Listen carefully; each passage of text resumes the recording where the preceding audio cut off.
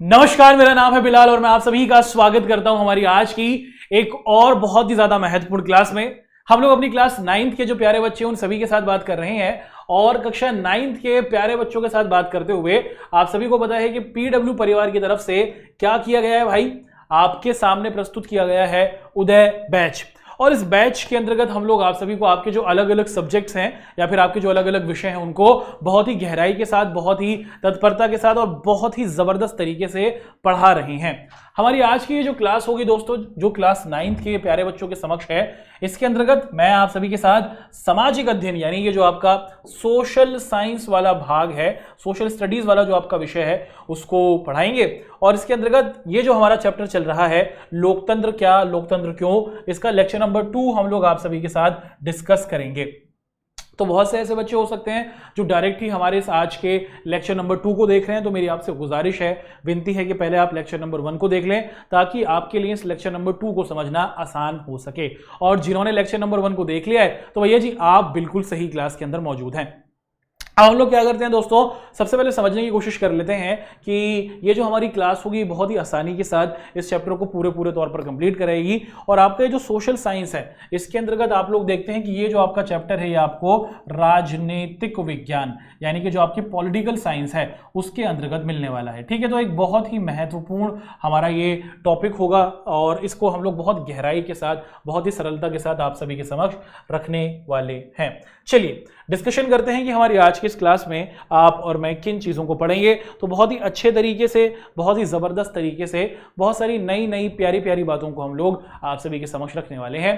तो आज की क्लास के अंतर्गत हम लोग लोकतंत्र के पक्ष में तर्क इनको देखेंगे और उसी के साथ साथ हम लोग आप सभी के साथ इस चैप्टर का पूरे तौर पर सारांश यानी कि इस पूरे चैप्टर का निष्कर्ष समझने की कोशिश करेंगे कि आखिर ये चैप्टर हमने पढ़ा ही क्यों गया, हमने हमारे द्वारा पढ़ा ही क्यों गया और हमें ये क्यों पढ़ाया गया, इसको हम लोग समझेंगे। ठीक है, तो ये है हमारी आज की क्लास के महत्वपूर्ण बिंदु जिनको हम लोग क्या करेंगे आप सभी के साथ समझने की कोशिश करने वाले हैं। चलिए दोस्तों अपनी क्लास को शुरू करते हैं, बिल्कुल भी समय को व्यर्थ नहीं करते हैं और हर एक चीज को बहुत ही आसानी के साथ समझते हैं। हमने आप सभी के साथ अपनी जो क्लास का पहला लेक्चर हुआ था उसके अंतर्गत सबसे पहले हमने क्या किया था दोस्तों, आप सभी के साथ ये जो एक शब्द है जिसे हम लोग लोकतंत्र कह रहे हैं इसको डिस्कस किया था। तो क्यों ना अब तक जितनी भी चीजें हम लोग लेक्चर नंबर 1 में पढ़कर आए हैं उसे क्विकली एक बार रिपीट कर लेते हैं, उसे क्विकली एक बार रिवाइज कर लेते हैं ताकि हर एक चीज हर बच्चे को समझ में आ सके।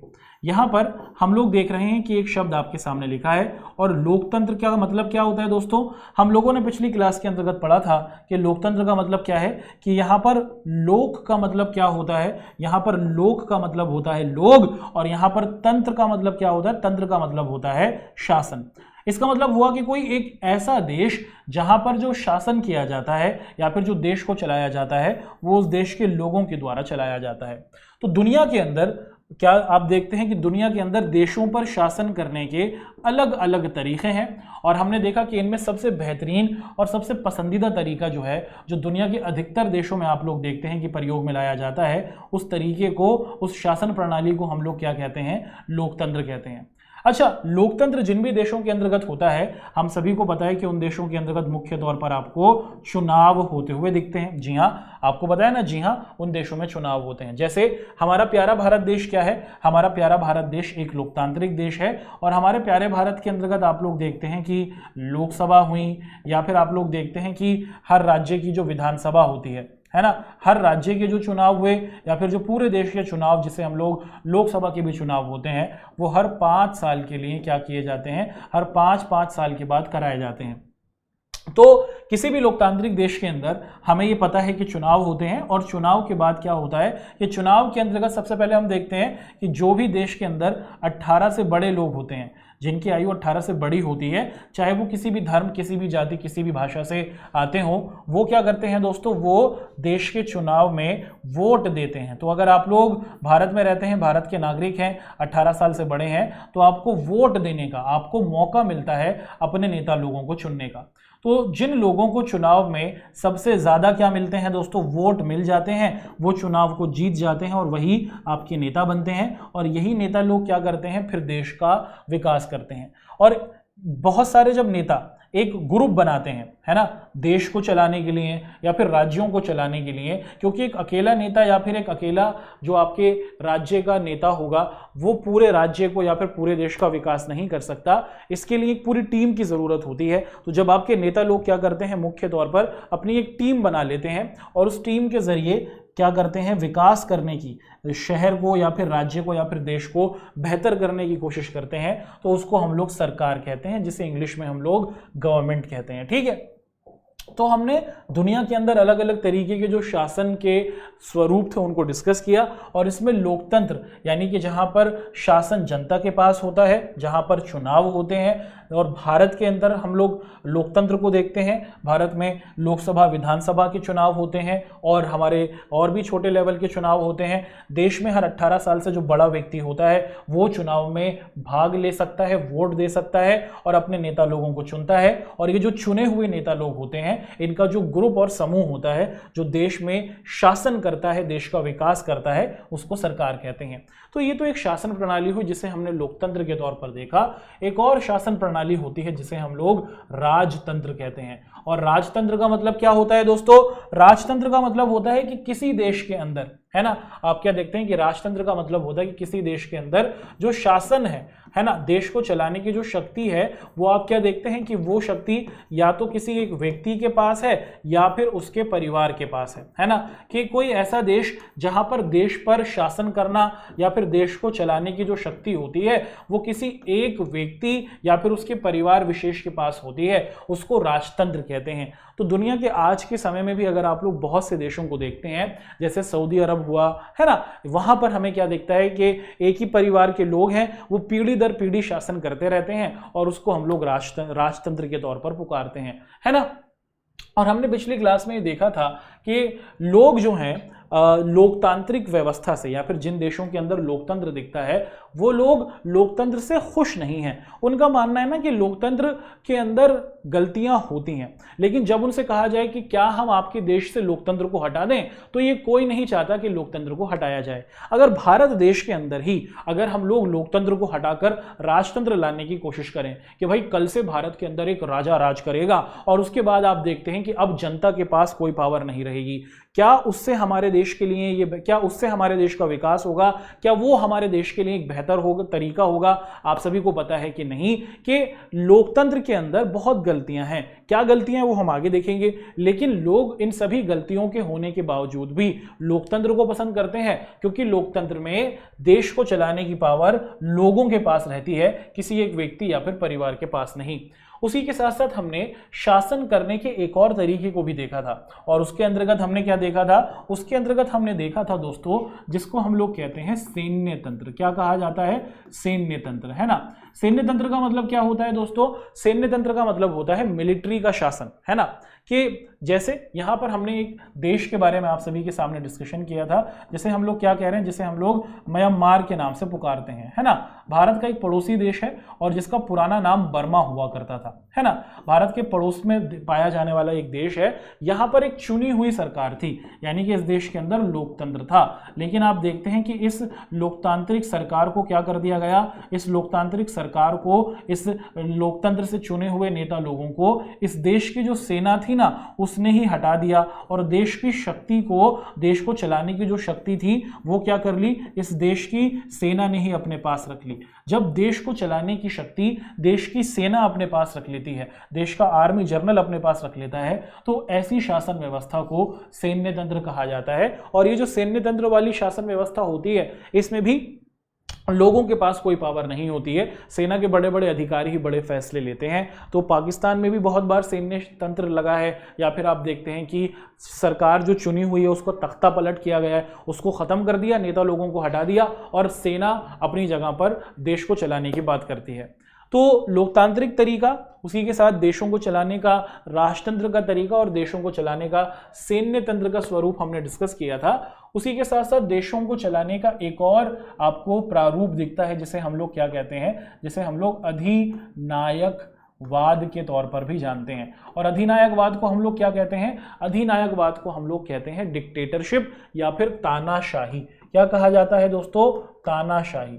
इसका मतलब क्या होता है? इसका मतलब होता है कि मुख्य तौर पर जब किसी देश के अंतर्गत आप देखें कि जब किसी देश के अंदर लोकतंत्र होता है ना, जब किसी देश के अंदर आपको लोकतंत्र दिखता है और जब किसी देश में लोकतंत्र है और उस लोकतांत्रिक देश में चुनाव हुए और उस चुनाव के बाद आप देखें जो जीता हुआ नेता होता है ना, वो कहे कि भाई मैं तो लोकतंत्र को मानता ही नहीं हूं और वो लोकतंत्र को समाप्त कर कर सारी शक्तियां अपने पास रख ले, जैसा जर्मनी में हुआ था। जर्मनी के अंदर जो जर्मनी का शासक था हिटलर, वो जनता के द्वारा ही चुनकर भेजा गया था, जर्मनी का चांसलर बनाया गया था। लेकिन जब वो चांसलर बनता है यानी कि प्रधानमंत्री बनता है जर्मनी का, तो सारी देश की जो चलाने की शक्तियां थी वो अपने पास रख लेता है, लोकतंत्र को नहीं मानता, देश में चुनाव खत्म कर देता है, संसद को बंद कर देता है, संविधान को फाड़ देता है और खुद को देश का सर्वे सर्वा बना लेता है, कहता है कि देश को अब मेरे हिसाब से ही चलाना होगा। तो दुनिया में हमने देशों को चलाने के अलग अलग शासन के तंत्र या फिर अलग अलग स्वरूपों को देखा। हमने लोकतंत्र को समझा जिसमें देश की जनता के पास पावर होती है, हमने सैन्य तंत्र को देखा जिसमें सेना के पास शक्ति होती है, और हमने देखा राजतंत्र को जिसके अंदर किसी व्यक्ति या फिर परिवार के पास देश को चलाने की शक्ति होती है। इन सभी अलग अलग तरीके, और अधिनायकवाद भी है, इन सभी अलग अलग तरीकों को समझने के बाद हमने ये पाया कि मुख्य तौर पर जो लोकतंत्र है ना, वो शासन को या फिर किसी भी देश के विकास को आगे बढ़ाने में बहुत बड़ा योगदान देता है। क्योंकि लोकतंत्र में आप देखते हैं कि मुख्य तौर पर जो देश को चलाने की पावर होती है वो जनता के पास होती है। अच्छा, लोकतंत्र के पक्ष में हमने पिछली क्लास में क्या देखे थे, आप सभी के साथ बहुत सारी बातें देखी थी कि लोकतंत्र के अंदर क्या है। हमने लोकतंत्र की जो अच्छी अच्छी बातें हैं कि लोग लोकतंत्र को पसंद क्यों करते हैं, इसे इसके पक्ष वाले बिंदु कहते हैं कि लोकतंत्र अच्छा है ना। पिछली क्लास के अंदर हमने लोकतंत्र के विपक्ष का मतलब क्या होता है, विपक्ष का मतलब होता है कि लोकतंत्र अच्छा क्यों नहीं है, उसमें क्या कमियां हैं उनको देखा था। हमने क्या देखा था कि लोकतांत्रिक देशों के अंदर मुख्य तौर पर क्या होता है, गलत लोगों का चुनाव हो जाता है। जी हाँ, आपने पिछली पॉइंट में डिस्कस किया था हमारे साथ पिछली क्लास के अंतर्गत कि जब लोकतांत्रिक देश के अंदर चुनाव होते हैं, जैसे भारत में चुनाव होते हैं, तो अगर मुझे नेता बनना है तो मैं आपसे कहूंगा कि आप मुझे वोट दो। अगर आप मुझे वोट देंगे तो मैं आपके घर में फ्री वाईफाई लगा दूंगा, मैं आपको अच्छी बिजली दूंगा, फ्री पानी दूंगा। साधारण जनता जो है हमारी, वो मुख्य तौर पर नेताओं के लुभावने वादों में आ जाती है और उसके बाद वो गलत व्यक्ति को चुन लेती है, और अगर गलत व्यक्ति चुन लिया गया तो फिर वो नेता बनने के बाद कभी भी जनता के सामने नहीं आता और जनता को आपको दिखते हैं कि पूरे तौर पर ठगा हुआ महसूस करती है कि जिसको चुना था वो अब दिखता ही नहीं है, वो हमारी समस्याओं का हल नहीं दे रहा। तो लोकतंत्र में गलत व्यक्ति को चुना जा सकता है। लोकतंत्र में अधिकतर जो दल होते हैं वो सिर्फ पावर को प्राप्त करने की कोशिश करते हैं, शक्ति को प्राप्त करने की कोशिश करते हैं, वो जनता की समस्याओं की तरफ ध्यान नहीं देते हैं। लोकतंत्र के अंदर चुनाव में बहुत ज़्यादा खर्चा होता है, लोकतंत्र के अंदर सामान्य जनता की फीलिंग्स के साथ खेला जाता है। ये सभी बातें हमने लोकतंत्र के विपक्ष यानी कि लोकतंत्र की कमियों के तौर पर देखी थी। और उसी के साथ साथ लोकतंत्र की सबसे बड़ी कमी ये थी कि लोकतांत्रिक सरकारों के अंतर्गत देखा गया था कि जो फैसले होते हैं वो बहुत ही धीमे धीमे गति से होते हैं। आपने जरूर सुना होगा कि ये जो सरकारी काम है ना, ये सरकारी काम बहुत सालों से हो रहा है। अधिकतर जो गवर्नमेंट के काम होते हैं आपने बहुत समय लेते हुए देखे होंगे। ये सच है कि लोकतांत्रिक देशों के अंदर जो सरकारें होती हैं वो बहुत धीमी गति से आप देखते हैं कि फैसलों को लेती हैं, क्योंकि लोकतंत्र में आपको दिखता है कि हर चीज़ डिस्कशन करके ली जाती है। राजा है, राजा बोल देगा कि कल से ये कर दो, परसों से वो कर दो, उसको किसी से पूछना नहीं है। लेकिन लोकतंत्र के अंदर हर एक नेता की हो एक दूसरे से डिस्कशन कर कर चीज़ें चलानी होती हैं, इसीलिए लोकतांत्रिक देशों में फैसले धीमे गति से होते हैं और इसी वजह से वहां पर विकास भी धीमी गति से होता है। तो ये पूरा जो हमारा लेक्चर नंबर 1 रहा था उसका निचोड़ मैंने आपके सामने यहां पर एक तरीके से रख दिया है। तो ये अब तक हमने पिछली क्लास में डिस्कस किया था। हमारी आज की इस क्लास में हम लोग मुख्य तौर पर आप सभी के साथ डिस्कशन करेंगे किसके बारे में, लोकतंत्र के पक्ष में तर्क के बारे में हम लोग डिस्कस करेंगे कि लोकतंत्र में जितनी भी गलतियां हमने पिछले पॉइंट में देखी थी कि उसमें क्या क्या गलतियां या फिर क्या क्या कमियां हैं, उन सभी गलतियों का, उन सभी कमियों का हल क्या है उसको देखेंगे और इस चैप्टर को पढ़ने की वजह क्या है उसको समझेंगे। चलिए शुरुआत करते हैं दोस्तों, समय को बिल्कुल भी व्यर्थ नहीं करते और हर एक बिंदु को आप सभी के सामने हम लोग यहाँ पर डिस्कस करना शुरू कर देते हैं। तो जैसा आप लोग देख पा रहे हैं, है ना, लोकतंत्र को अंग्रेजी में हम लोग क्या कहते हैं दोस्तों, लोकतंत्र को अंग्रेजी में हम लोग डेमोक्रेसी कहते हैं। क्या कहा जाता है, इसको हम लोग डेमोक्रेसी कहते हैं। है ना। अच्छा, ये जो हमारी डेमोक्रेसी है या फिर ये जो हमारी लोकतंत्र है, ये मुख्य तौर पर आपको दो तरीकों से या फिर दो रूप से आती हुई दिख रही है। एक का मतलब होता है कि लोकतंत्र, है ना, लोकतंत्र जो है ना दोस्तों, वो दो तरीके से आपको किसी भी देश के अंतर्गत दिख सकता है। एक तरीका क्या कहलाता है, एक तरीका कहलाता है प्रत्यक्ष तरीका। प्रत्यक्ष का मतलब क्या होता है, डायरेक्ट, है ना, या फिर हम लोग कह सकते हैं सीधा, कि देश के शासन में, है ना, देश के शासन में देश की जनता सीधे तौर पर शामिल है। यानी कि जब भी देश में कोई फैसला लेना होता है या फिर देश में कोई कानून बनना होता है तो देश की जनता से पूछ पूछ कर फैसले लिए जाते हैं। जैसे एक देश है जिसे हम लोग क्या कहते हैं, जिसे हम लोग स्विट्जरलैंड कहते हैं। अब ये जो स्विट्जरलैंड देश है, इसमें जब भी कोई कानून बनता है, कोई भी नियम बनता है, तो वो देश की जनता के द्वारा ही होता है। पहले देश की जनता से रेफरेंडम यानी कि उनसे पूछा जाता है। तो स्विट्जरलैंड के अंदर हमें क्या दिखता है, डायरेक्ट डेमोक्रेसी या फिर प्रत्यक्ष लोकतंत्र दिखता है ना, कि जनता से पूछ पूछ कर ही क्या किए जाते हैं, चुनाव, मुख्य तौर पर आपको दिखता है कि फैसले और कानून बनाए जाते हैं। हर एक चीज जनता से पूछ कर होती है। वहीं लोकतंत्र का एक और रूप होता है जिसे हम लोग क्या कहते हैं, जिसे हम लोग लोकतंत्र का अप्रत्यक्ष स्वरूप कहते हैं। अप्रत्यक्ष स्वरूप का मतलब होता है कि मुख्य तौर पर यहां पर जनता सीधे तौर पर शामिल नहीं होती, जनता अपने में से कुछ रिप्रेजेंटेटिव्स या फिर आपको क्या दिखता है कि अपने कुछ प्रतिनिधि चुनकर भेजती है या फिर अपने कुछ नेता लोग चुनकर भेजती है। जैसे भारत में हम लोग क्या करते हैं दोस्तों, हमारे प्यारे भारत के अंदर चुनाव हुए और चुनाव के बाद हम लोगों ने अपने नेता लोगों को चुना। अब देश को चलाने के कानून, देश को चलाने के फैसले हमारे ये नेता लोग लेते हैं, है ना। तो लोकतंत्र दो तरीके से हमें दिख रहा है। प्रत्यक्ष तरीका जहां पर आप देखते हैं कि हर एक फैसला देश की जनता से पूछ पूछ कर होता है, हर एक कानून देश की जनता की सहमति से बनाया जाता है, जो स्विट्जरलैंड में हमें दिखता है। वहीं लोकतंत्र का अप्रत्यक्ष रूप दिखता है कि जहां पर जनता अपने में से कुछ प्रतिनिधि या फिर रिप्रेजेंटेटिव या फिर नेता लोगों को चुनकर भेजती है और ये चुने हुए नेता लोग फिर क्या करते हैं, देश के अंदर कानून को बनाते हैं। ठीक है, तो ये लोकतंत्र के दो स्वरूप हमने देखे, ये हमें देखे प्रत्यक्ष स्वरूप और अप्रत्यक्ष स्वरूप। ठीक है, अब लोकतंत्र के जब भी हम लोग प्रतिनिधि स्वरूप को देखते हैं तो उसमें संसद दिखता है और हमारी प्रेसिडेंशियल यानी कि राष्ट्रपति जी दिखते हैं। जी हाँ, ये हमें पता है।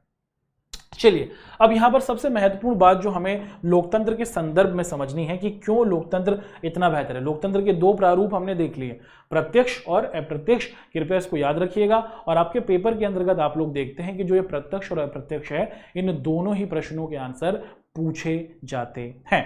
ठीक है, तो दोस्तों आगे बढ़ लेते हैं। यहां से हम लोग देखते हैं कि लोकतंत्र आखिर बेहतर क्यों है। क्यों हम लोग ये देखते हैं कि अलग अलग देशों में अलग अलग तरीके से शासन करने के तरीके हैं। राजतंत्र भी से भी देश को चलाया जा सकता है, लोकतंत्र भी है, अधिनायकवाद या फिर तानाशाही भी है और सैन्य तंत्र भी है। लेकिन अगर आपसे पूछा जाए या फिर किसी से भी पूछा जाए तो वो व्यक्ति यही चाहेगा कि भाई लोकतंत्र होना चाहिए। क्यों, उसको समझते हैं। यहाँ पर हम देखते हैं कि लोकतंत्र के अंदर जो लोग हैं ना, आपको देखता है कि वो मुख्य तौर पर सवाल पूछ सकते हैं, है ना। अब जैसे भारत है, भारत के अंदर हमने अपने नेता लोगों को चुना, चुनाव हुए देश में, हमने अपने में से कुछ नेता लोगों को चुनकर संसद में भेजा। अब वो देश को चलाने का काम कर रहे हैं। अब जिनको आपने चुना है, क्या आप उनसे सवाल पूछ सकते हैं? जी हाँ, आप पूछ सकते हैं। क्या वो जवाब देंगे?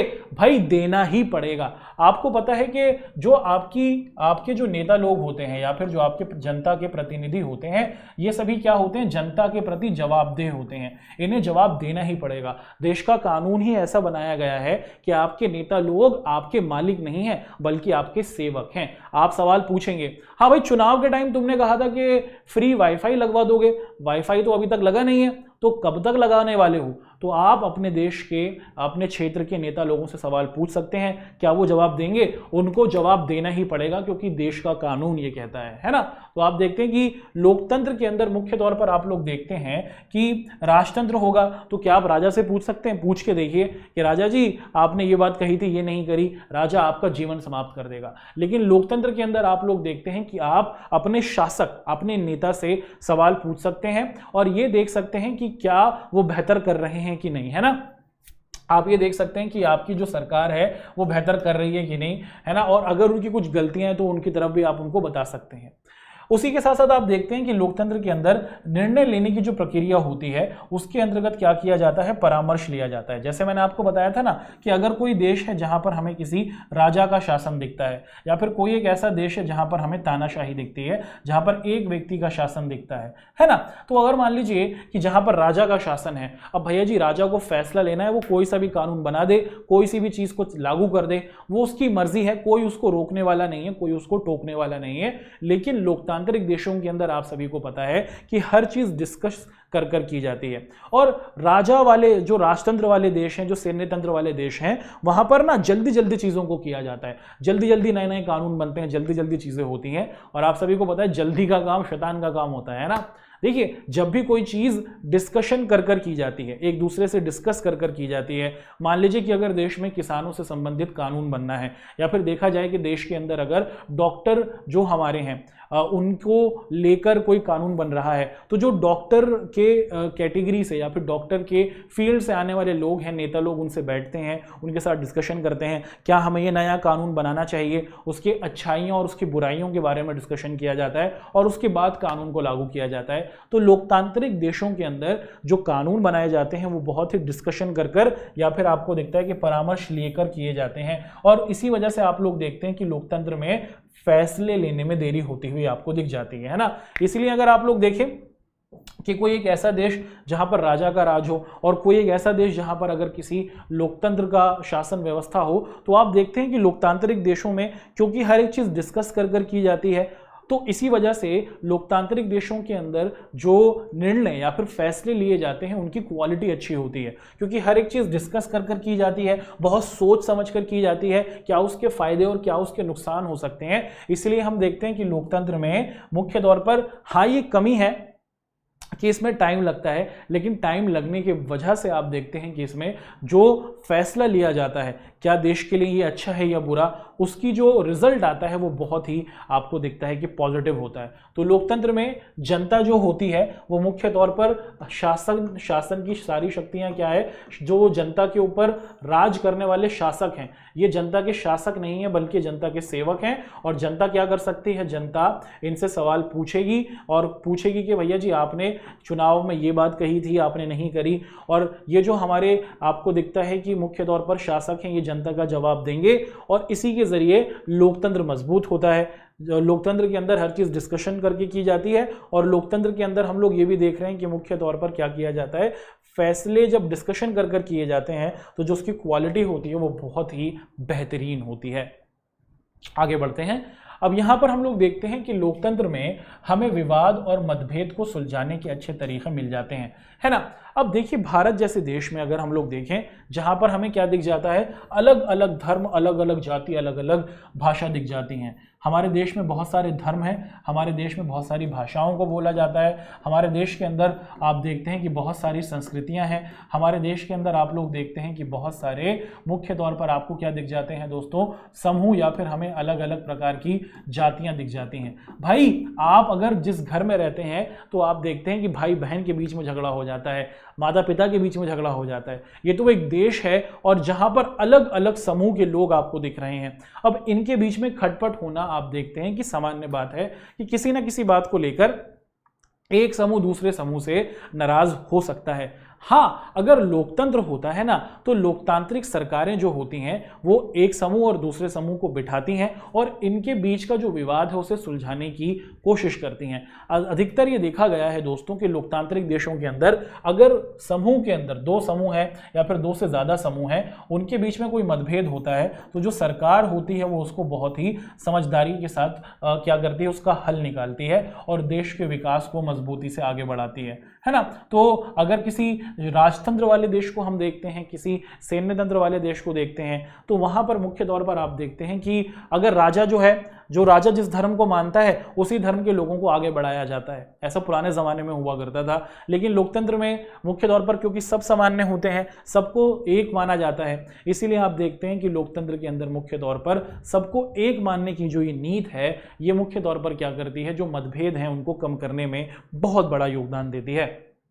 उसी के साथ साथ आप देखें कि भारत जैसे इतने विविध देश में, विविधतापूर्ण देश का मतलब क्या हुआ कि हमारे देश में अलग अलग धर्म, भाषा, संस्कृति, समूह के लोग हमें दिखते हैं और इनके बीच में झगड़ा या फिर मतभेद या फिर तनाव होना आम बात है। और इसके लिए अगर क्या किया जाए कि इन मतभेदों को सुलझाने का सबसे बेहतरीन तरीका है सर्वमान्य तरीका, कि इन सभी समूहों के बीच में डिस्कशन कराया जाए, सरकार इस तरीके से सबको समान माने। ऐसा नहीं कहे कि भैया जी ये जो देश की हिंदी भाषी है ना ये सबसे ऊपर है, बाकी सभी भाषाएं नीचे हैं, ये जो धर्म है ये सबसे अच्छा धर्म है, बाकी देश के सभी धर्म बेकार हैं, ये जो जाति है ये सबसे अच्छी जाति है, बाकी सभी जातियां बेकार हैं। अगर देश में देश के नेता या फिर देश की सरकार ऐसा करेगी तो क्या देश में लोकतंत्र होगा? नहीं।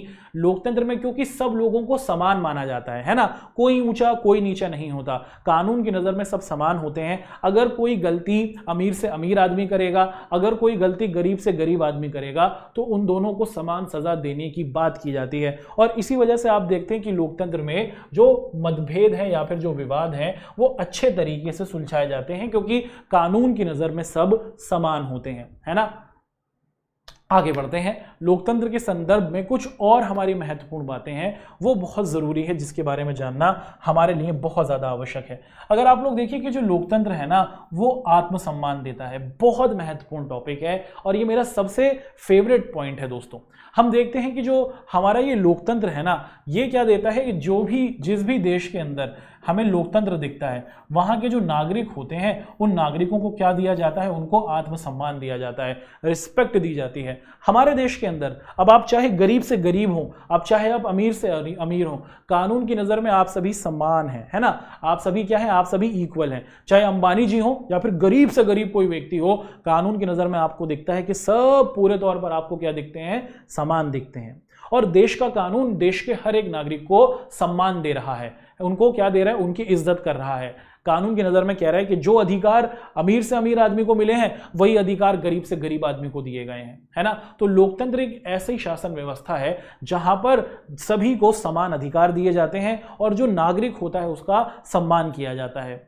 अगर हम लोग ऐसे ही अगर राजतंत्र वाले देशों में देखें जहां पर राजा का राज होता है, तो राजतंत्र वाले देशों में हम देखते हैं कि व्यक्ति का कोई सम्मान नहीं होता, सम्मान सिर्फ राजा का या फिर उसके परिवार का होता है। आप राजा के सामने अपनी बात को नहीं रख सकते, राजा से ऊंची आवाज में बात नहीं कर सकते, राजा के विरोध में नहीं जा सकते, लेकिन लोकतंत्र में ऐसा किया जा सकता है कि आप अपने शासक के विरोध में जा सकते हैं, है ना। तो हम देखते हैं कि लोकतंत्र के अंदर मुख्य तौर पर जो सबसे महत्वपूर्ण बात है, जो सबसे मूलभूत अधिकार है, वो ये है कि जो लोकतंत्र है वो लोगों का सम्मान कर रहा है। और लोगों के सम्मान से तात्पर्य है कि मुख्य तौर पर कानून की नज़र में सबको समान अधिकार दिए जा रहे हैं, चाहे अमीर से अमीर व्यक्ति हो, चाहे गरीब से गरीब व्यक्ति हो, सबको समान अधिकार दिया गया है और सबको इज्जत दी गई है ना। ऐसा नहीं कि आपको आपके धर्म के आधार पर या फिर आपको आपकी जाति के आधार पर या फिर आप जिस भाषा को बोलते हैं उसके आधार पर या फिर आप जिस संस्कृति को बोलते हैं उसके आधार पर आपसे क्या किया जाता है? आपके देश के नेता क्या करते हैं? आपको आगे बढ़ने का मौका नहीं देते। ये कहें कि भाई तुम तो उत्तर भारत से आते हो, तुम्हें हम यहां पर नौकरी नहीं देंगे, क्या ऐसा होता है? नहीं, आपकी इज्जत की जाती है। आप कहीं से भी आए, आप किसी भी जाति से हो, आप किसी भी भाषा को बोलें, आप किसी भी धर्म को मानने वाले हो, कानून की नज़र में आप समान हैं, आपका सम्मान किया जाता है और आपको आगे बढ़ने का मौका दिया जाता है। ये सबसे महत्वपूर्ण बात है, सबसे बेहतरीन बात है हमारे भारतीय लोकतंत्र की।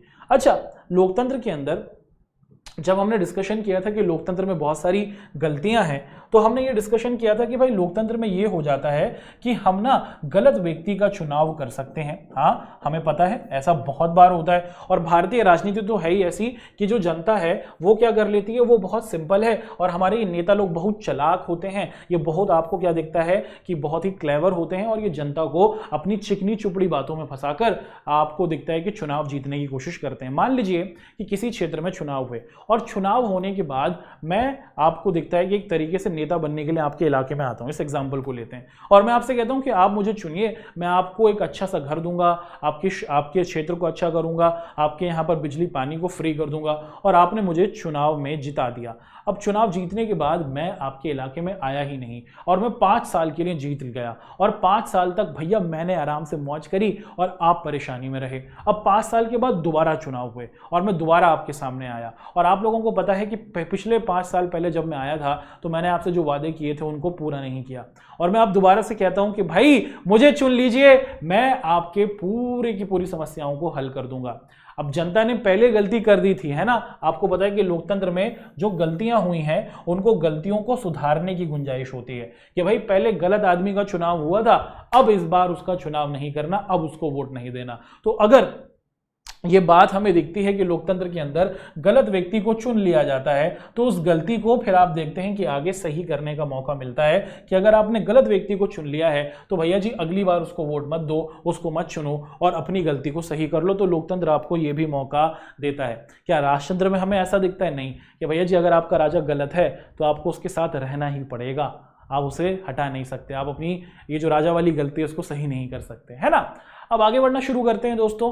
यहाँ पर कुछ और महत्वपूर्ण बिंदु है, इसको भी हम लोग आप सभी के समक्ष डिस्कस कर लेते हैं। ये जो सभी बातें हमने पीछे देखी यहाँ पर वो हमें बताती हैं कि मुख्य तौर पर एक लोकतांत्रिक देश के अंदर हमें क्या क्या महत्वपूर्ण चीज़ें और क्या क्या उसके पक्ष वाले स्वरूप हमें देखने को मिलते हैं। आगे बढ़ते हुए यहाँ पर हम लोग देखेंगे कि मुख्य तौर पर ये जो पूरा का पूरा हमारा अध्याय रहा था, इसको पढ़ने का हमारे लिए ज़रूरत ही क्या हुई, इसको पढ़ने की हमें ज़रूरत ही क्यों थी, क्या कारण था, इसको समझते हैं। हम देखते हैं कि इस अध्याय में हमने लोकतंत्र को पढ़ा, जिसका मुख्य अर्थ क्या है? जिसका मुख्य अर्थ है लोकतंत्र का मतलब क्या है कि जहां पर देश को चलाने की जो शक्ति होती है वो लोगों के पास होती है और लोग अपने द्वारा ही अपने शासक को चुनते हैं, है ना। देश में चुनाव हुए, चुनाव के जरिए लोगों ने अपने नेता लोगों को या फिर शासक को चुना, और हमने ये देखा कि लोकतंत्र के अंदर मुख्य तौर पर क्या किया जाता है। किसी भी लोकतांत्रिक देश के अंदर हमने क्या देखा था दोस्तों, हमें मुख्य तौर पर चुनाव होते हुए दिखते हैं, है ना। और भारत या फिर दुनिया के अधिकतर देशों में हमें वयस्क मताधिकार दिखता है। वयस्क मताधिकार का मतलब कि आपकी आयु 18 साल से बड़ी होगी तो आप लोग क्या करते हैं, तो आप लोग चुनाव के अंदर अपना योगदान दे सकते हैं, और इसके जरिए आप लोग क्या करते हैं, इसके जरिए मुख्य तौर पर फिर आप अपने नेता लोगों को चुनते हैं। तो लोगों के पास क्या होता है दोस्तों, अपने नेता लोगों को चुनने का मौका लोकतंत्र में दिया जाता है और इसको हर एक नागरिक को दिया जाता है। तो किसी भी देश में जहां पर लोकतंत्र है, अब उस देश के अंदर चाहे अमीर से अमीर व्यक्ति हो, गरीब से गरीब व्यक्ति हो, बहुत पढ़ा लिखा व्यक्ति हो या फिर बिल्कुल अनपढ़ व्यक्ति हो, देश के अंदर सबको वोट देने का अधिकार दिया जाता है। क्या देश में कहा जाता है कि नहीं भाई आप पढ़े हुए नहीं हैं, आप वोट देने नहीं जाएंगे? अरे नहीं नहीं नहीं, आप तो गरीब हैं, आपको वोट देने का अधिकार नहीं मिलेगा। अरे नहीं, तुम तो आदिवासी हो, तुम्हें वोट देने का अधिकार नहीं मिलेगा। नहीं, ये तुम तो बहुत दूर के क्षेत्र से आते हो, तुम्हें वोट देने का अधिकार नहीं मिलेगा। क्या ऐसा होता है? नहीं, कानून की नज़र में सब समान होते हैं। देश की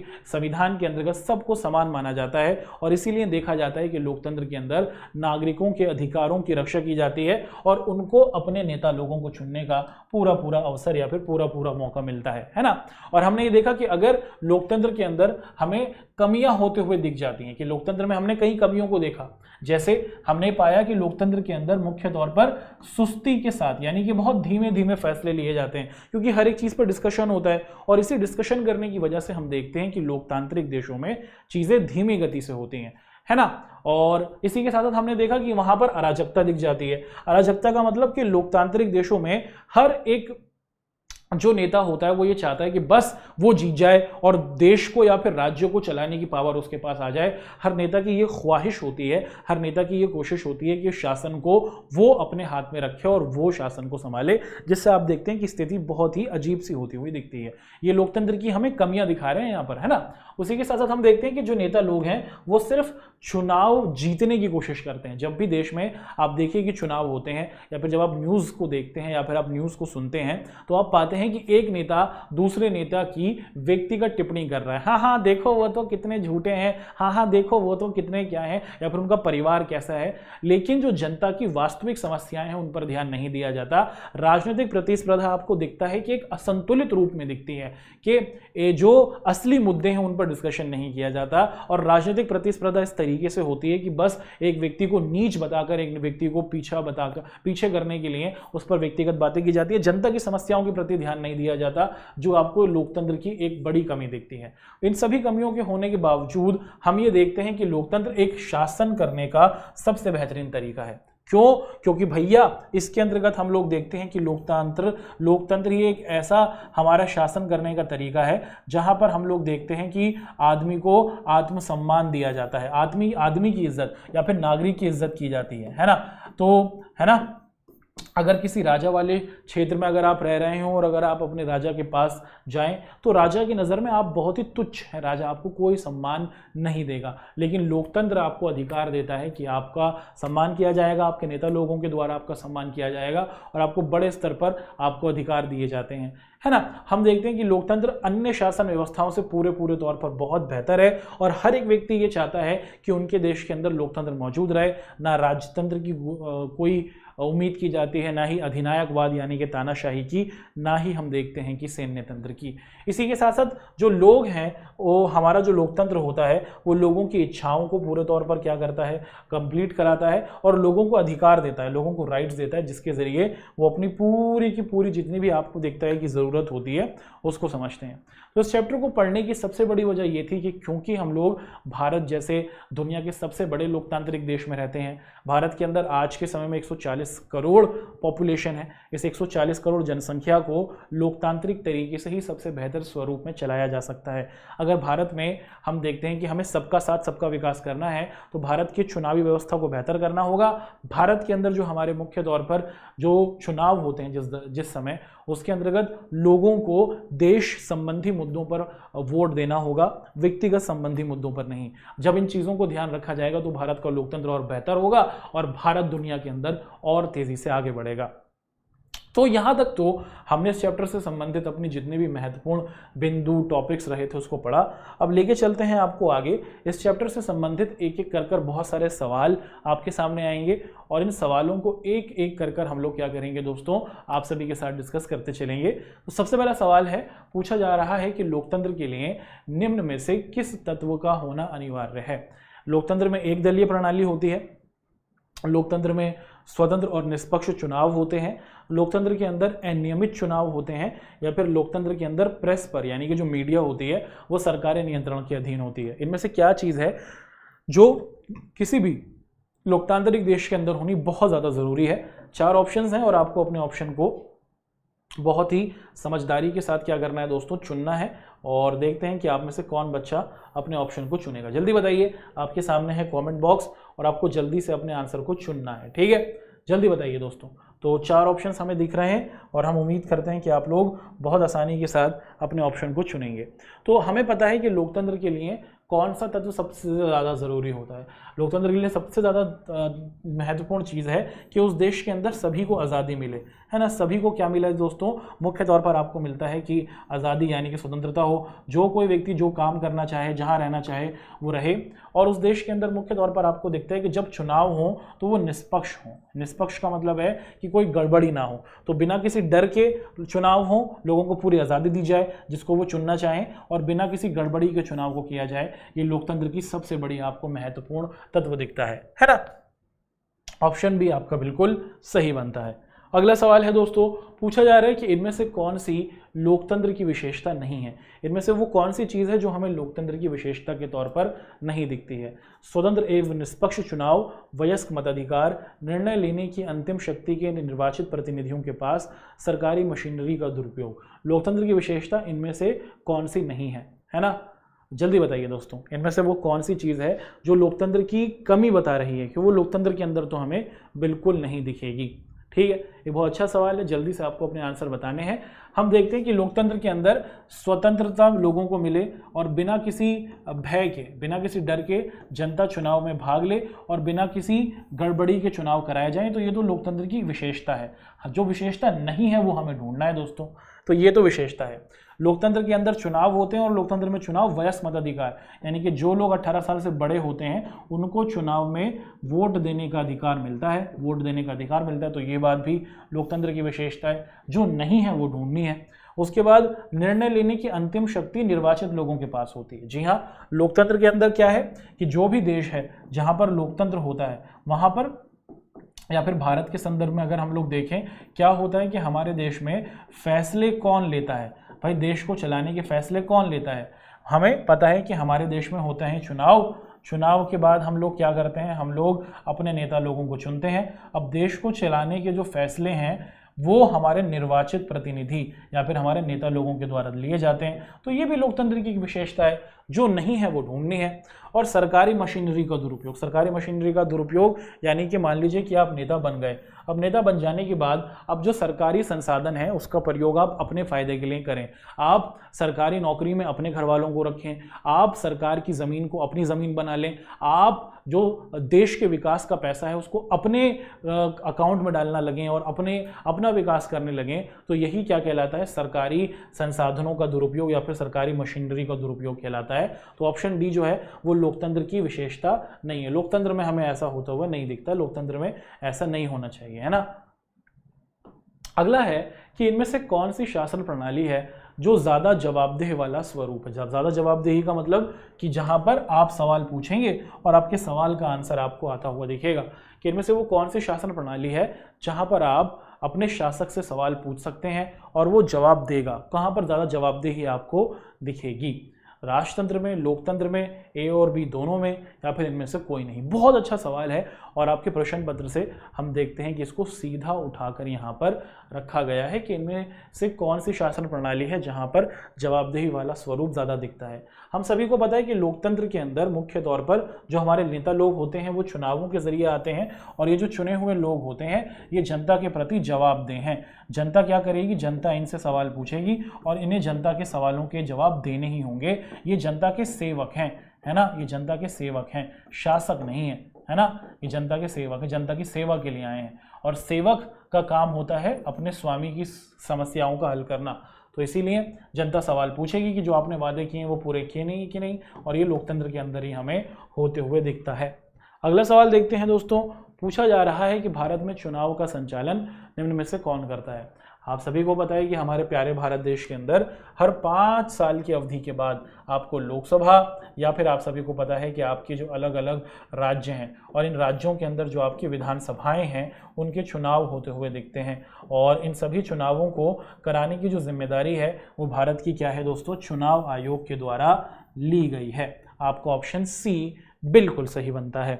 अगला सवाल पूछा जा रहा है कि भारत में राष्ट्रपति कितने सालों के बाद होता है। भारत के अंदर जो राष्ट्रपति का चुनाव है वो कितने वर्ष के बाद आप होते हुए देखते हैं, ये आपसे पूछा जा रहा है। जल्दी से आपको कमेंट में अपने आंसर को लिख के बताना है कि भारत में जो राष्ट्रपति का चुनाव है वो कितने सालों के बाद आप होते हुए देखते हैं। तो भारत में भी जो राष्ट्रपति जी होते हैं वो 5 साल के लिए ही चुने जाते हैं। तो अगर कोई व्यक्ति राष्ट्रपति बनाया गया है तो वो 5 साल के लिए क्या होगा, राष्ट्रपति रहेंगे। और 5 साल पूरे होने के बाद फिर देश में चुनाव होते हैं और चुनाव के बाद फिर एक नया राष्ट्रपति हमें मिलता है।